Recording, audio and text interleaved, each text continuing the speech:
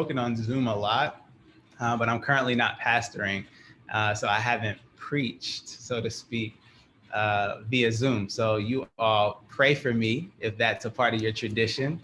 It's definitely a part of mine. So let me take a second to tell you a little bit about my background. So I am Nyle. I'm currently living in New Jersey, and I've been preaching since I was 16 years old. I'm 31 now, so I have a lot of experience preaching, and primarily out of the Black church. And I say the Black church because I've been in almost every denomination within Black churches. So from Pentecostal churches where, the mothers of the church would run around and speak in tongues, and people would put sheets over them when they would fall out and catch the spirit, to AME churches, African Methodist Episcopal churches, which had a little bit more order to them, but was very rooted in Black history. So actually the first Black church was an AME church built in Philadelphia. First in South Carolina and Philadelphia. And then I've also been in just a variety of different interdenominational churches. So you're gonna see a little bit of that on display. And part of how that works is that in all of the different traditions I've been in out of the Black church, we believe in this thing called call and response. Do y'all know what call and response is? All right, I'm getting head nods already. So I know we're on Zoom, usually in person. I would hear a mother of the church say, go ahead, make it plain, take your time.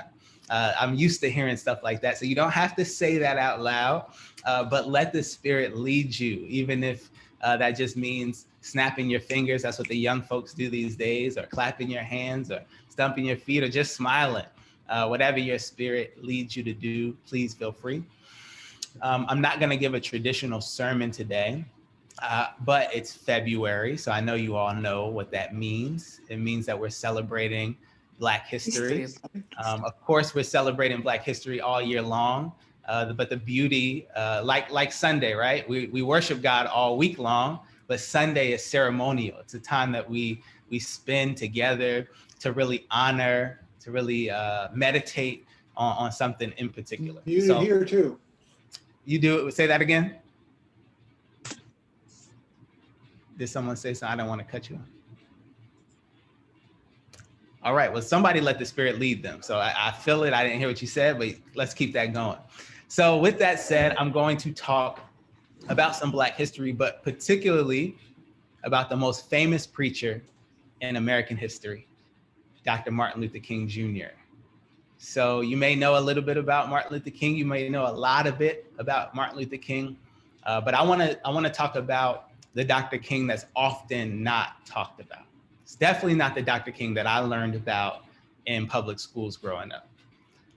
So if you would bear with me, I like to tell stories. So I'm going to start with a story, and then I'm going to go into the talk. Is that all right? I'm going to say a very short prayer to get us started to meditate. May the words of my mouth and the meditations of our hearts be acceptable in your sight, O Lord, my strength and my Redeemer. Amen. So my mom told me and my brother bedtime stories every night. After long days of consoling grieving families, my mother's a mortician. That's a whole nother story. I grew up in a Black funeral home. She would come home, take a bath, and around 9 o'clock, she would sneak into our room with a big smile on her face. My older brother, Chad, would jump up and down in anticipation. Now, being the youngest, I'm the youngest of 8. I copied everything that my brother did. So I jumped up and down too. When my mom got to the scary part of the story and my brother Chad said, ooh, guess what I would say? Ooh, all right, y'all here with me? Y'all here with me? Okay, all right. My brother and I stayed in what we call the little room. The little room. The little room was a large closet turned makeshift bedroom that sat next to the sun parlor. Every time it would rain, the sun parlor would flood and leave a mild, nauseating stench of mildew that would linger for days. We had 3 types of clothes. Y'all know what those types of clothes are? 3 types of clothes. Slipper, nice slipper activity. All right, all right. We had school clothes, Mm-hmm. we had church clothes, and we had play clothes. Those are the only three Mm-hmm. types of clothes we had. We had school clothes, we had church clothes, and we had play clothes.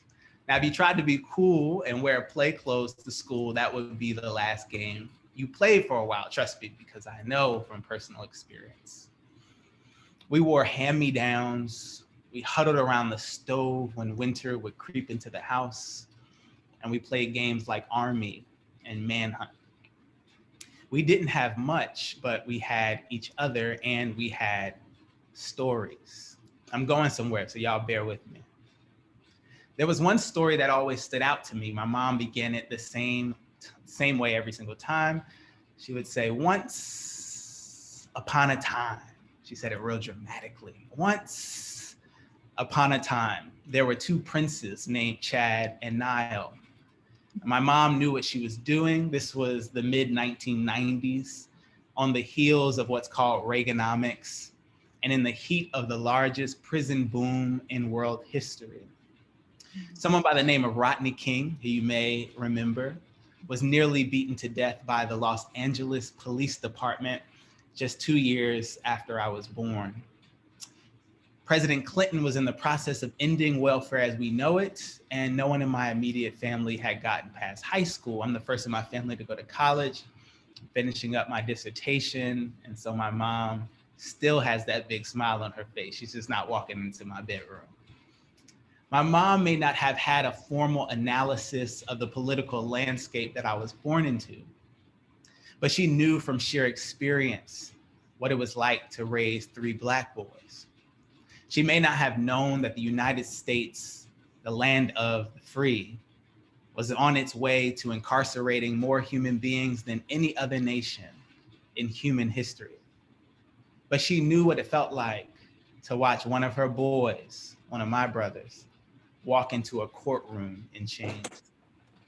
She may not have known that, at least according to one report, every 28 hours in America, a Black person is killed by a police officer or a vigilante. But she knew to never let me leave the house without warning me 15, 20 times. "Nyle, be careful." I told you I just turned 31 years old, and she still doesn't let me leave her house when I visit without warning me. "Nyle, be careful." I doubt my mom kept up with unemployment statistics, but she knew that in our neighborhood, and in so many neighborhoods like ours, if you're young and you're Black and you're poor, it's easier to find a gun than to find a job. Y'all still with me? All right. But in my mother's stories, we were free to dream, free to be, free to fly above the turbulent winds of racial injustice. During the day, my brother and I may have been seen as statistics in our school system, on street corners, on our television sets. But at bedtime, we were leaders in a land where everybody was free. So what am I trying to say? I'm trying to say that stories matter. Stories matter. They say something about who we are and who we can become. Whether we realize it or not, stories shape how we think, how we love, dream, and how we see the world. I believe that stories, more than anything, tells us what is possible. And I'm not only talking about those bedtime stories that my mother told my brother and I at night, but I'm talking about those larger narratives that are articulated, that are told both loudly and quietly every day in our society. Stories that we hear through media and through our court system. Stories that our babies, our children, our nephews, and our grandchildren hear in school, on television, in music, and even in our religious institutions. And I don't know about you, but for me, stories that I even hear in my family at the Thanksgiving table or around the Christmas tree. Stories that Black people are lazy, that women are not as strong as men, that all Muslims are terrorists, that being physically attractive means that you must be a certain weight and skin color and have certain features. Stories that if you are poor, it's because you didn't work hard. Stories matter. The story we tell about Dr. King matters. Dr. King, that most famous preacher in American history. The story we tell about Dr. King matters not only because we want to get the facts straight. I know you all are brilliant and smart and readers, and you like to be as curious as I am, but we want to get the story about Dr. King right, not only because it's important to get the facts straight, but because Dr. King's legacy is not primarily about the past. It is really a contest over the future of our society. So that means that King's story is more than King's story, it's our story too. Rabbi Abraham Joshua Heschel put it this way, quote, "The whole future of America will depend on the impact and influence of Dr. King." So I told you about the story I heard in public school. That story of Dr. King, it's a lullaby. The popular, the mainstream, the story that we oftentimes hear in January and February every single year is a lullaby. It's a song that's intended to keep us asleep. The king that I was taught in public schools was like Santa Claus, a magical figure who came around once a year to confirm our national illusions, the lies that we tell ourselves, the fantasies. The idea that we live in a land of liberty and justice for all.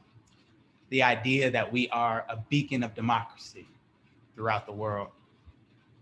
But the mythical king, this Santa Claus king, is far from the historical king.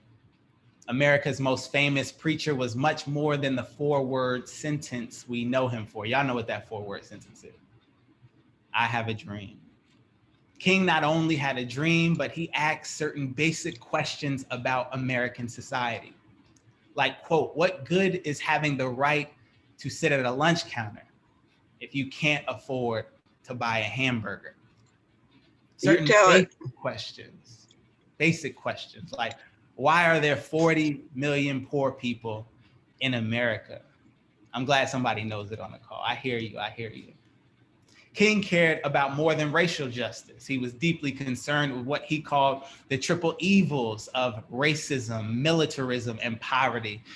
These are the sins that I believe Dr. King wanted us to understand, not just the individual sins that we deal with in the secret places of our spirits, but these social sins that we see every day in our society. Yeah, man.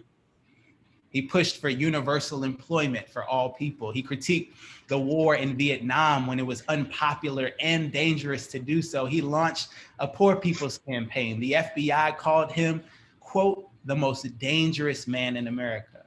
Yeah. And by the end of his life, 72% of white Americans and 55% of Black Americans disapproved of King's efforts to end the war and to eradicate poverty. Really? That's right. 72% of white Americans, 55% of Black Americans. Wow. Disapproved of our beloved Dr. King. Now, this may be hard to believe, but King died unpopular and heartbroken. No. That's right. He suffered depression. And just days before his assassination, he asked his friend and famous actor, Harry Belafonte, "Are we integrating into a burning house?" Oh. Still, No, King never lost hope. King never lost hope in the possibility, not the inevitability, but the possibility of transforming society. He died calling for a revolution of values, not just a revolution of politics, but a revolution of values. Yeah, man. Understood that social change involves ethical formation as much as it does political struggle. He knew what we know growing up in the church, that we cannot remake society without transforming ourselves.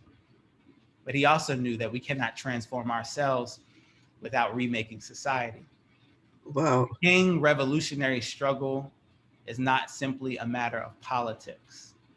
It's what he learned in Sunday school, what I learned in that small Pentecostal church in Newark, New Jersey, where the moms would run around and speak in tongues, and we would lay sheets over them when they would catch the Spirit. He learned what I think we should all learn, that all of God's children matter. You tell it. So if we want to complete, I'm gonna wrap it up soon. I don't talk too long. But if we want to complete and not merely commemorate Dr. King's dream, we must break free from the same old story we've been telling ourselves. That things are bad, but getting better. That we've come a long way, but still have a long way to go, which of course tells us nothing about where it is that we're going. We have to let go of comforting lies. Yeah. And tell certain terrifying facts. Yeah.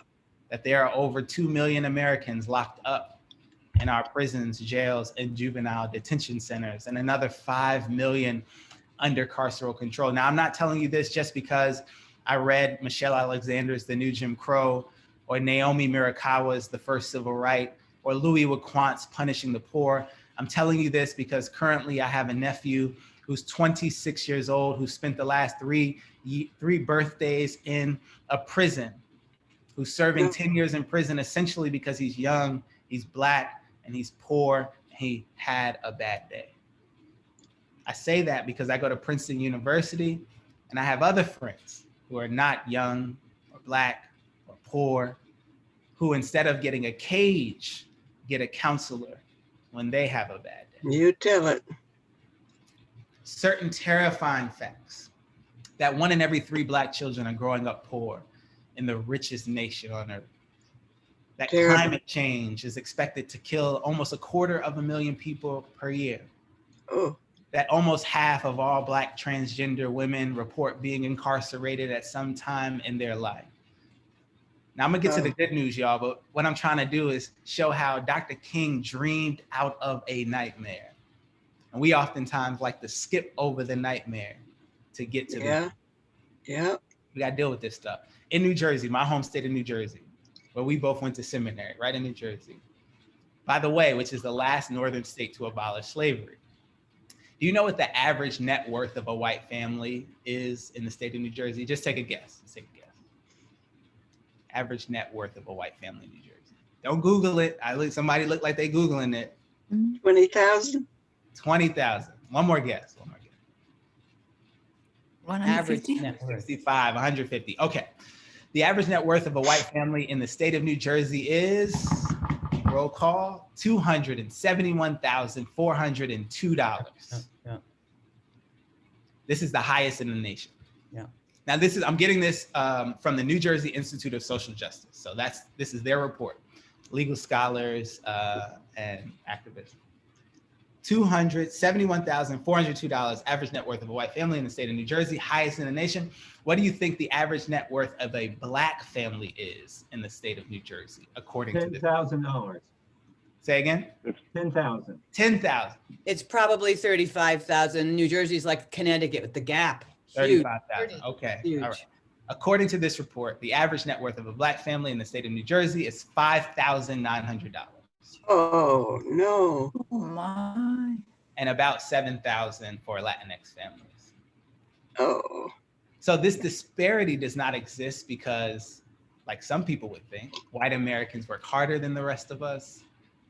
No. Or that New Jerseyans who are white are more frugal with their money. It is a direct result of institutionalized racism. And please don't take my word for it. I wish we had more time. But in order to understand this racial and economic inequality, we got to tell a different story. Not one of meritocracy, that some people just work hard and thus are able to live a better lives, but stories that center slavery, stories that understand redlining, the Federal Housing Act and the GI Bill during World War II. You all might know this better than I do, but I won't give a class on it, but I can just touch on it briefly. Around World War II, the United States government was trying to build a middle class. And the primary way that we were trying to build a middle class was by rearranging the mortgage system. So prior to World War II, you had to put about, was it about 30% down on the house or more than that? It might even be 90, don't quote me on that, but you had to put an enormous amount of money down to buy a house. They rearranged the mortgage system during World War II such that you only had to put 10% down usually on a house. And they were doing this because the most effective way to make money, y'all know this, to build wealth in the United States is property ownership, right? You want to build wealth, property ownership. So they were rearranging the mortgage system. They wanted to build a middle class. How do you do that? You make it easier for people to buy homes. And the second way you do that is you give more access to higher education. So they created this thing called the GI Bill. It was called the GI Bill because remember, it's World War II. And there were all these soldiers who were fighting across the world. And when those soldiers would come back home, they provided the bill so that they could buy these homes, which the government was literally building in places that they were calling suburbs. This is government construction. I think the first suburb was in Levittown, New York. So they were building these homes and they were giving access to higher education. So when the soldiers got back, black and white, who fought alongside each other during one of the most brutal and bloodiest and deadly wars, guess who got access to the GI Bill? The whites, the Soldiers. whites. White soldiers. Guess who did not get access to the GI The Bill? black folk, Black. And guess why? they didn't want them to build up. Mm. Simply because they were black. Right, straight out racism. They didn't fight any less hard. Matter of fact, they still fought in segregated, and many times segregated units. And when they came back home, they did not access. So when we think about $271,402 for the average net worth of a white family in New Jersey, $5,900 for the average net worth of a black family, against the backdrop, remember, the most effective way of building wealth in the United States is property ownership, higher education. When you do not have access to property ownership and higher education for generations, when we tell that story and we face that terrifying fact, I You tell believe it, man. that we can have the possibility for transformation. So this is the good part. This is the good news. We're preachers, right? Gospel means good news. So our dark past, we know this, continues to shadow our present moment. And I promised I wouldn't harp on this, and I'm not. I won't harp on this, but I need to say it. Donald Trump is not an aberration of American history. That is, he's not something odd. It's not something out of nowhere. Isn't that true? Donald Trump is not an aberration of American history, but rather an elaboration of the underside of that history. Precisely what we were just talking about. An elaboration. He embodies the nastiness of a nation that's been built on indigenous genocide, the enslavement of Africans, the colonization of Mexico, Puerto Rico, the Philippines, Hawaii, and Guam, the incarceration of Japanese people in concentration camps, and the vilification of Arabs, Muslims, Jews, and immigrants from across the diaspora, Trump's election, and thank God now that he's out, but still we need to recognize that Trump's election was not a departure, but rather a disclosure of what this country has always been about. All right, I'm done. I wouldn't harp on it. I'm done. That's it. No, you're right on, right on. Y'all still with me? Yeah, we right. sure are. I appreciate the call and response. So we know that these are dark times, but I'm a preacher. So I believe that even the darkest facts can never eclipse the light of truth. And the truth is that despite a history of injustice, we are more than the sum of our oppression. We are more than the sum of our oppression. We're more than the 2 million people incarcerated in our juvenile detention centers, jails, and prisons. We're more than the 5 million more under carceral control. We're better than the 1 out of every 3 Black children who are growing up poor in the richest nation on earth. I believe that we are more than that. And that the truth is we are not helpless victims, but we are the inheritors of a grand tradition of struggle that amid the ashes of slavery and lynching and Jim Crow, we somehow created the spirituals and soul food. And the most powerful social movements this country has ever seen. Yeah. So we must tell a different story. If I was in the church, I would bang on the pulpit. We must tell a different story. This is my kitchen table. We must tell a different story. Not only of where I'm about to drop my computer, I'm so in the spirit. Not only of where we've been, but of where we are and where we can go. And we tell that story not merely with the words we say, not merely with the songs we sing on Sunday and the prayers that we give up in front of our fellows, but we tell that story primarily with the lives that we lead every single day. They will know we are Christians by our. I was waiting for it. A different story. Stories of hope. Stories of resistance. Stories of the power of love in the face of hate. Stories that remind us that we are only here because of the sacrifices of those who came before us. People who never lost hope and risked it all to make real the promises of democracy and the values of the God that we share. If King is right, if Dr. King is right, and the arc of the moral universe bends towards justice, then it only bends because people like you and I are willing to push it in the direction of freedom and justice. So what story is your life telling? What story is your life telling? What will people say about you and say about me and say about us when it's all said and done? Will they say that we drove nice cars and graduated from the top schools and went to fancy churches on Sunday?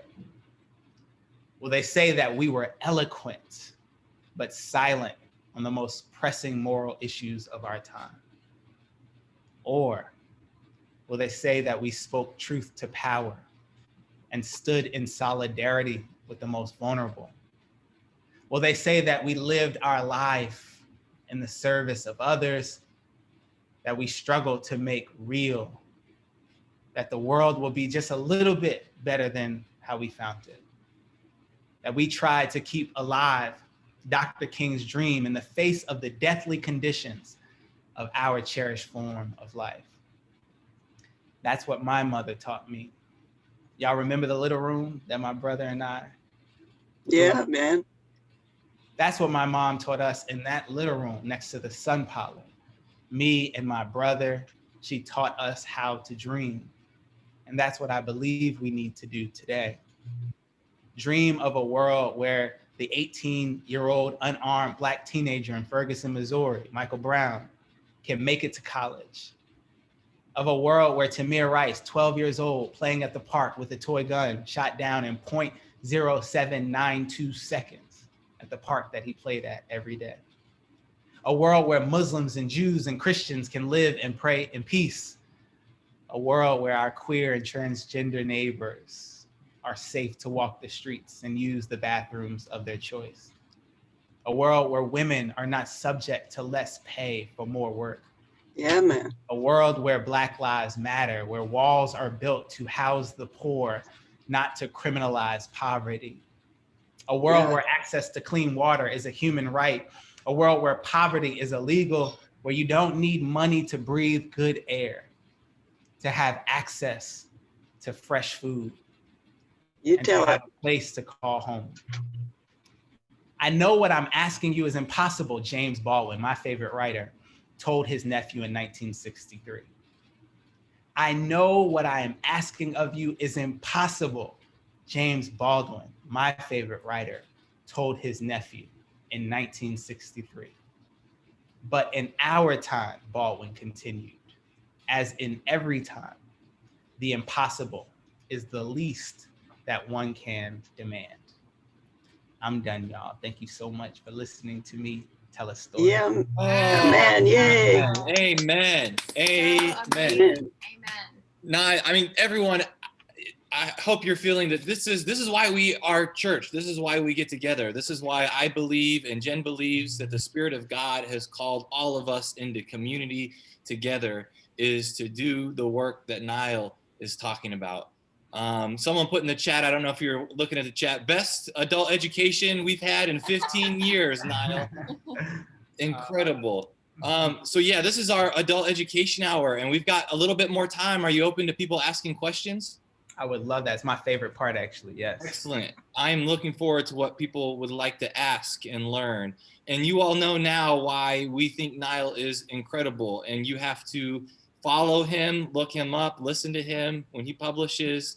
But more than that, he's talking about a universal call to all of us of what we need to do, of why we are church, of why we are doing this work. So we have got to listen. Questions, feel free to unmute yourself, put it in the chat. It says Tim Dyer raised hand. Go ahead, Tim.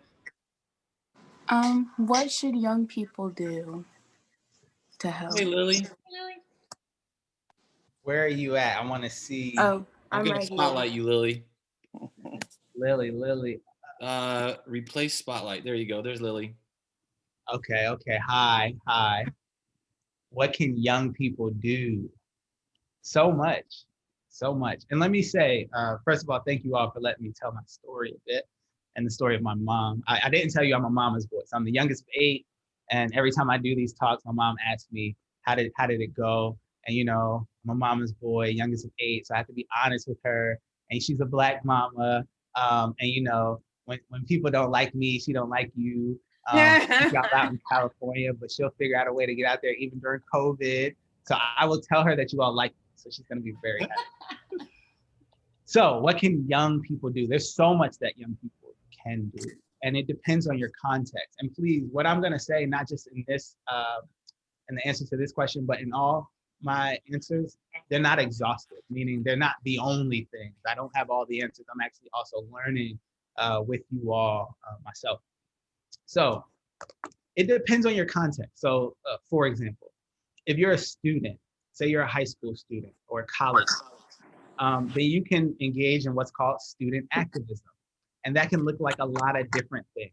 So for example, at Columbia University and other schools, students realized that their university was investing in private prisons. Remember, I talked about the prison system. We have over 2 million people in our prisons. A lot of them are private prisons.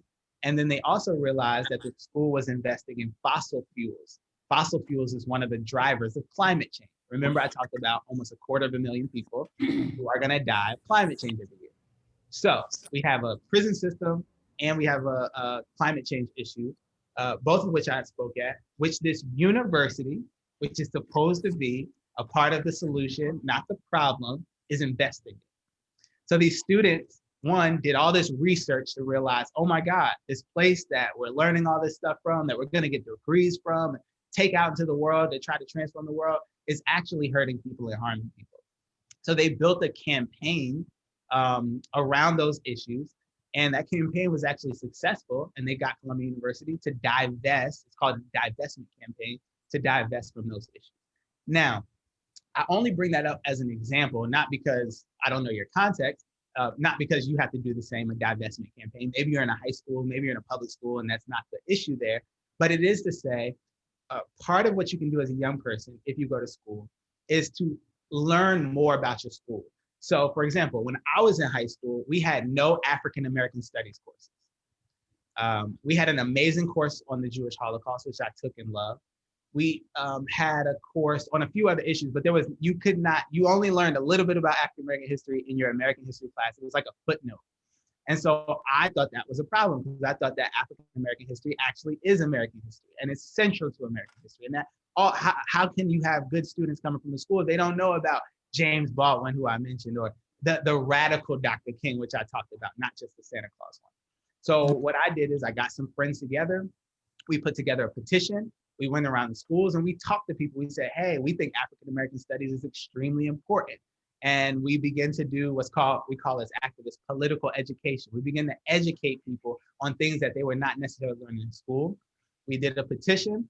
We got that petition signed by like hundreds and hundreds of students. We took it to the principal and we said, look, if we truly believe in democracy, then most of the students here are saying that we should have this class. We think it's really important. And it's not just the numbers of students, because democracy isn't just majority rules. Look, most people believed in slavery. I don't think that's democracy.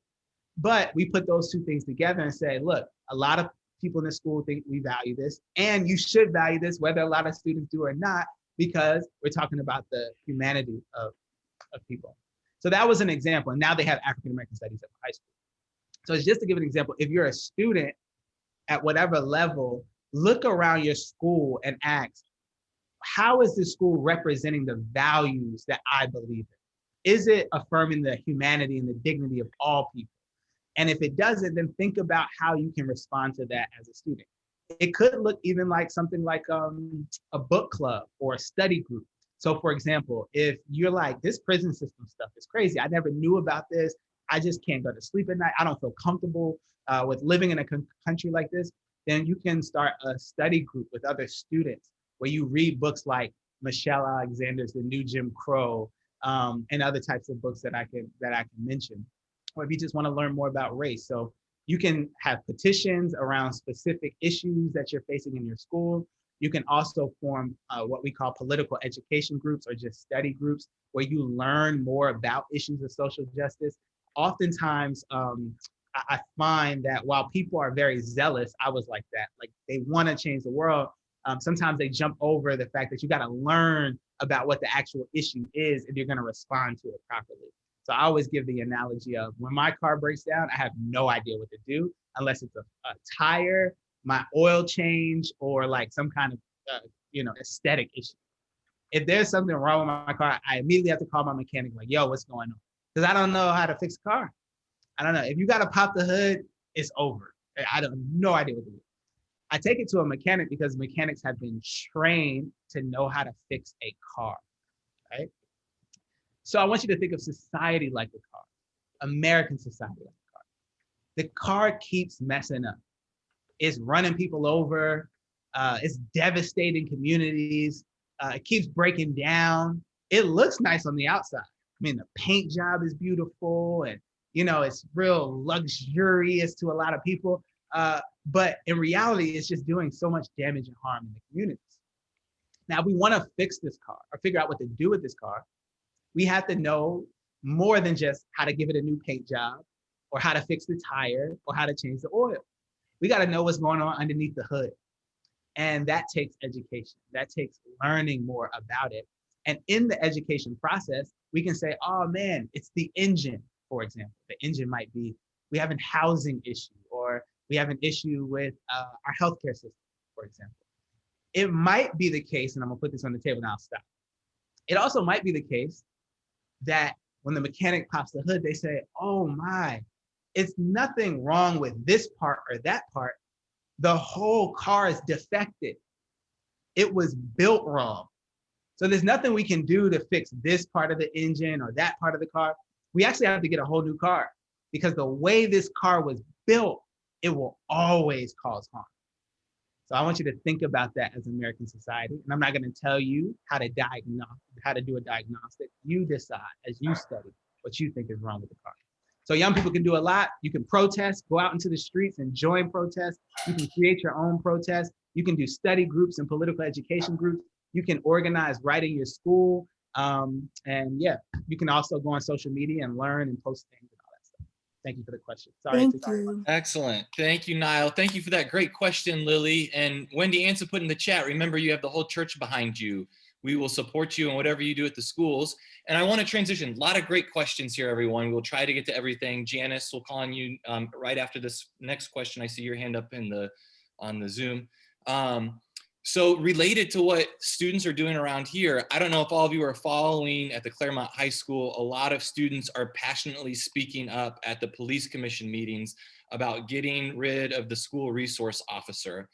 And so, Lily, if you want to get involved in that discussion, there's a lot of discussion with the Diversity Advisory Council with the Claremont school system about a lot of different facts, like the fact that there are no Black teachers at the Claremont High School, which is unacceptable.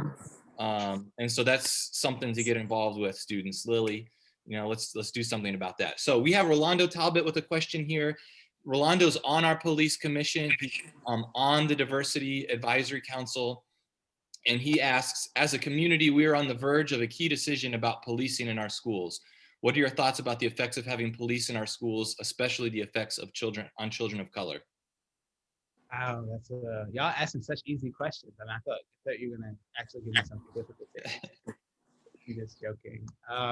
Wow, a lot of these answers are contextual, and I say that because I'm an actual like activist. So I understand that particular communities have particular needs that need to be taken into account. With that said, without knowing this specific situation, I'll try to offer a few thoughts. So let me take a step back. Policing is funded at astronomical levels across the country. In a city like Chicago, for example, at one point, I think it was like almost half, maybe 48% or almost half of the city's budget went to police. Okay. While this was happening, they shut down 50 schools in the city of Chicago, a city that has a high murder rate, has a high poverty rate, all of these issues. They're giving an enormous amount of money to the police and very little to the schools, such that the schools are actually shutting down. So the question then becomes, can the police solve all of these issues that are in society? Can police solve poverty? Can police solve, the fact that we don't have quality hospitals in our community? Can the police solve, and this is an interesting one I just learned about, issues of climate change that affect violence? So, for example, urban communities tend to be almost 10 degrees hotter in the summer than suburban communities because there are more trees in suburban communities than urban communities. People have figured out that there's a direct correlation between heat and how hot it is and violence.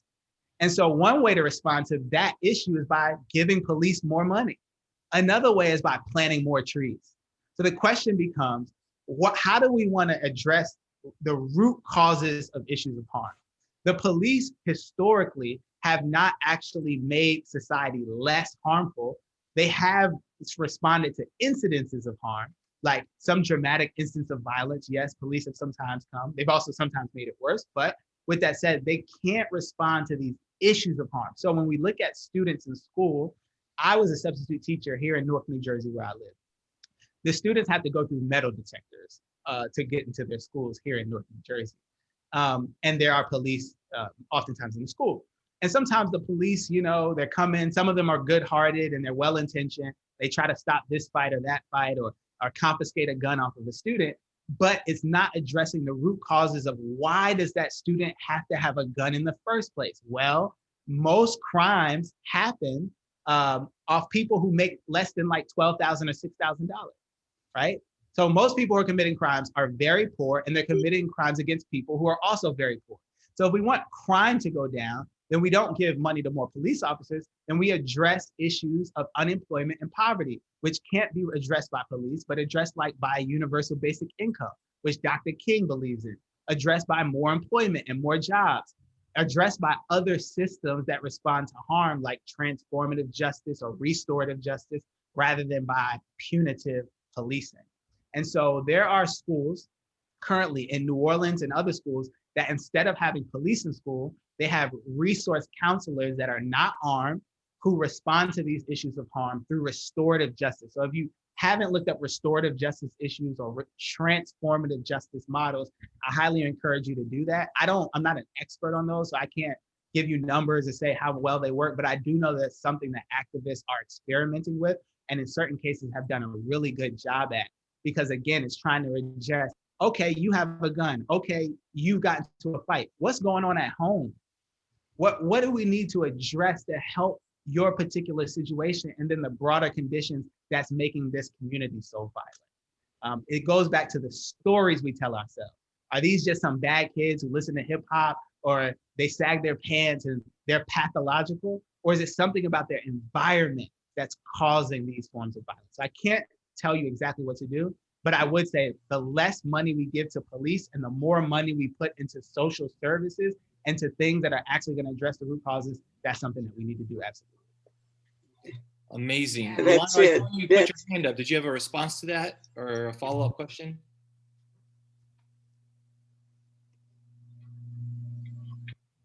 Oh, that was an accident. All right, excellent. Thank you for your insights. Okay, go ahead, Janice. Oh, Jacob, I said, circle back to me at the end. You're talking about, or maybe it is the end. Oh my gosh, it's almost the end.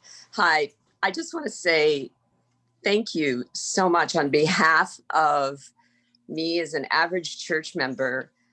Gratitude does not even begin to tell you what, how grateful I am. And anyway, excuse me. Not average, Janice. February 1st, 1968, I was a sophomore at Manchester College, now Manchester University. And they'd gone through an amazing year-long trying to get Dr. King to speak at our required chapel, now then called Convocation, of course, now it is not called anything. But so I was able to hear Dr. Martin Luther King speak in the middle of rural Indiana on February 1st. And as a student service food worker, I was his waitress, his head waitress, and it was a great honor. And all I remember is I spilled green goo in front of him, and there was an awkward moment. But to say that was one of the greatest thrills of my life. And I remember that a few months later, waking up to my clock radio, alarm clock. And I thought, why get out of bed? I was listening to David Sedaris last week on Calypso, and he says that his parents were in a restaurant in Raleigh, North Carolina, or someplace like that, when they heard the waiter came out and announced King's death, and people applauded. That's the two different experiences of people in 1968. And we have to figure out why I grew up like I did and why those people that applauded grew up like they did, and then start speaking. Thank you. Thank you. Thank you. Thank you. Thank you for sharing that story. Wow. Excuse me. I'm sorry. I have one more thing. The way you put everything together in this socio-political thing is so important for all of us to see. When I go back and say, what was I doing in 1968? Why didn't I figure this out then? You know, Greg Iles, I-L-E-S, novels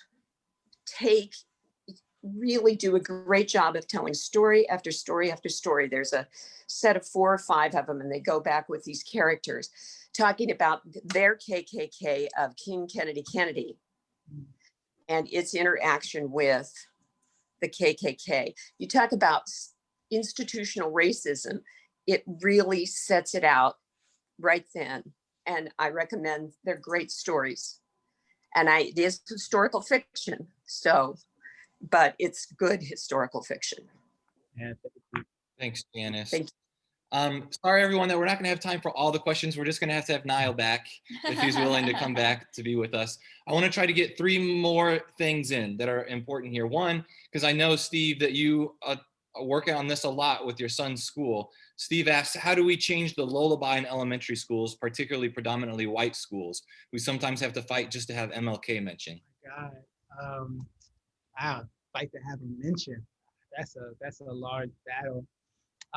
Elementary school, again, there's a book called, there's teachers who are more experts on this question of education, and I would highly encourage you to get involved in that conversation. There's someone by the name of Bettina Love, Bettina, Love. I'm not sure if she focuses on the elementary school level, but she would be great. My ex-girlfriend, Marilyn Zuniga, Marylin. Last name Zuniga, Zuniga. She does great work around education. They probably can speak to this much better than I can. I'm more on the high school, college level. So on that level, I would say, get a book called The Radical King. A lot of what I spoke at, it was edited by Cornel West. A lot of what I spoke at came out of that book.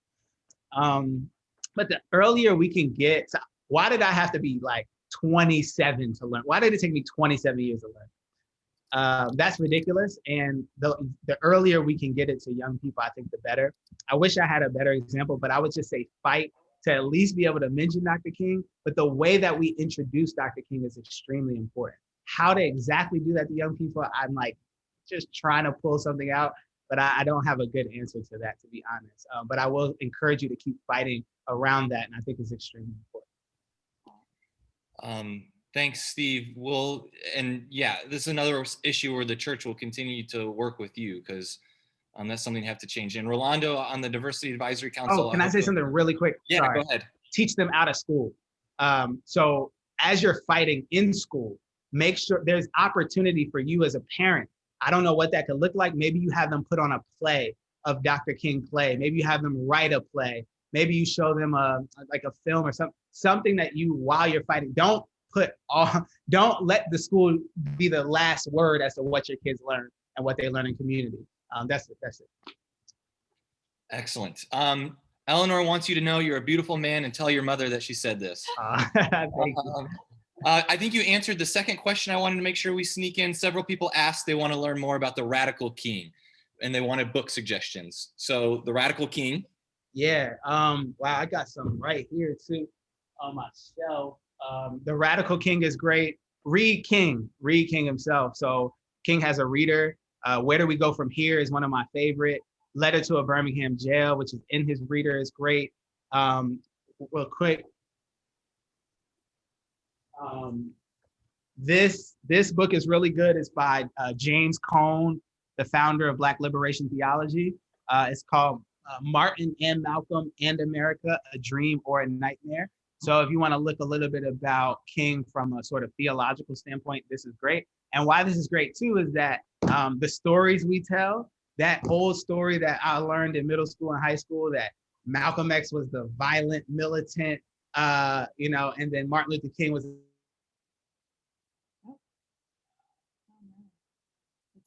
Yeah, it's us. Class on that, but James Cone can probably say that a little bit better than I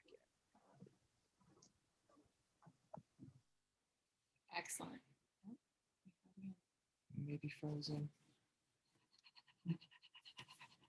Oh, shit. Yeah, are you gonna get your phone?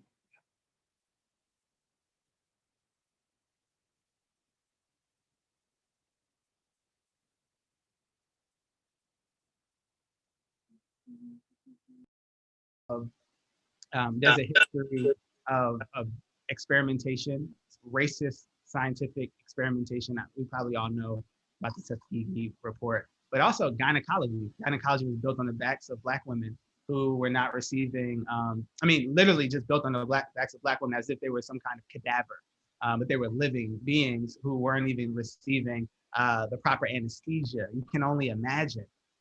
So that racist history is present with many Black communities, that institutional memory. And so a part of it is about addressing that head on and not sort of looking at Black folks and brown folks and saying, why won't you take the vaccination? It's like, well, there's very good reason, not just because of the history of gynecology or the syphilis with the Tuskegee report, but also the modern healthcare system. There are scientific reports that have proven that doctors, by and large, don't think Black people experience pain at the same level that white Americans do. That goes back to a history of bestiality, that we're not fully human, as if we can take more pain. So, and then this is not to say nothing about just the entire healthcare system that we don't even have access to on a quality level. So I think first is addressing the history and the contemporary realities of why what Black communities and brown communities have a deep distrust in the healthcare community. I think that's number one. I think number two, it's about not leaving it just to Joe Biden, but funding activists and organizers who are from these communities who can talk to our grandparents and talk to our aunties and uncles in a very different way than Dr. Fauci or Joe Biden can. They trust me more than they do a politician in Congress for good reasons. And so putting out funding, maybe giving stipends to young people in communities that can talk to elders and to other people in our communities, which I think will be much more effective, and funding different grassroots community organizations that can set up shop in the community that people have familiarity with. Churches are a perfect example. So making sure that churches are able to have access to these vaccines, so a pastor who someone trusts much more, than a politician can get up and say, look, we have vaccination. They can speak to this history. I understand. I took the vaccination. I've been fine. So I think those are just some examples of what can happen. And I think we need that. Well, Nyle, this has been absolutely enlightening for us. We're so grateful that you made the time to speak with us this morning. I know everyone here feels the same way. Could you just share with us before we wrap up how people can follow your efforts on social media and how we can stay in touch with the work that you're doing? Sure. So everything on social media for me is just my name. You see my name on the box. It's at NYLEFORT. So on Twitter, on Instagram, and on Facebook. It's just my name on Facebook, and the other two are at my name. I actually am not a very avid social media user right now because I'm finishing up my dissertation and negotiating job offers. So there's that, but I'll be back on more. But you should follow my partner, who's an avid social media user, and she's just amazing, and she's like the best writer ever.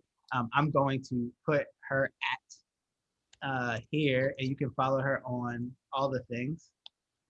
She's amazing. So follow her, and then follow people she follows. She's like the doorway into all of this. But feel free to follow me too. I'd love to see your faces and communicate with you. I am on there. Sometimes I just have fun because some people think I'm just an activist, but I'm also a regular young Black person. So if you see some fun stuff, don't be surprised. Excellent. Thank you, Nyle. Can we give him another digital round of applause and gratitude? All right, workshop's starting in just a minute. We are continuing the sermon series on hearing from preachers around the world about what God's doing in other contexts, including someone from Burma who recorded his sermon just hours before the military staged their coup. And so there's work to be done around the world, y'all. All right, thank you, Nyle. Thanks, Nyle. Thank y'all so much. Have a great Sunday. Take Thank care. you. All right, bye. So good, so good. Bye-bye. Thank you.